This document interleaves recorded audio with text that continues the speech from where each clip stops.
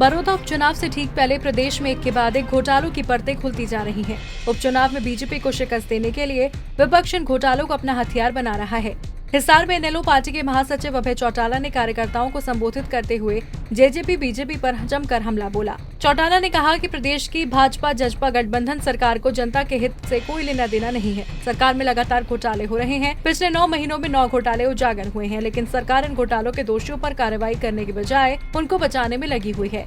इनेलो party Bhajpa Jajpa सरकार के घोटालों को उजागर कर रही है और सरकार से इनकी सीबीआई से जाँच कराने की मांग भी कर रही है।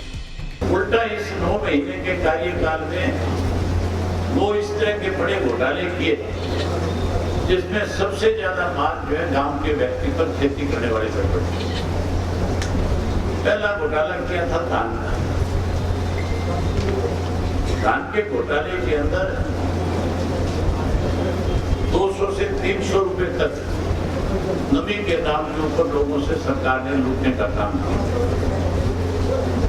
हमने जब उसका विरोध किया तो मुख्यमंत्री ने इंक्वायरी करवाने के बजाय ये कहकर के पला झाड़ लिया कि आप जाकर के सब वेरिफिकेशन करिए। और जब मैं गया वहां पे मंडियों में किसानों से मिला, किसानों को लेकर के मीडिया के लोगों के रूबरू हुआ, उनकी वीडियो ऑडियो बनवाई, किसानों की दिक्कत और कठिनाई जब मुख्यमंत्री के पास मैंने फिर दोबारा लिख करके भेजी,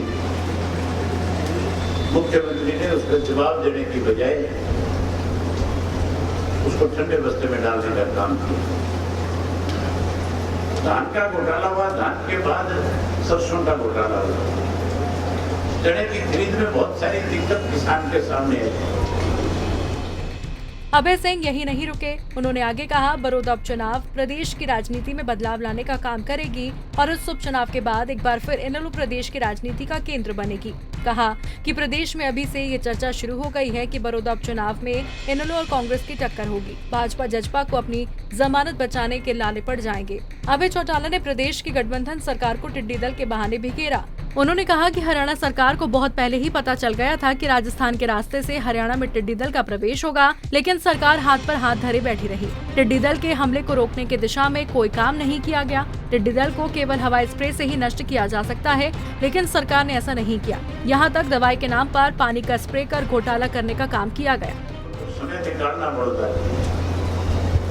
बड़ौदा में जब जाओगे तो नतीजे आपके पक्ष में 100% आएंगे, क्योंकि अब तो मीडिया वाले भी ये कहने लगे कि वहाँ पे अगर किसी का कोई आपस में मुकाबला है तो कांग्रेस और इंडियन नेशनल लोकदल के बीच में है।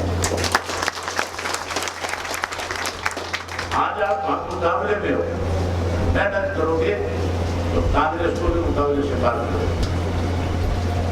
ये सारी बातें आपसे करने आया था जो साथी आप।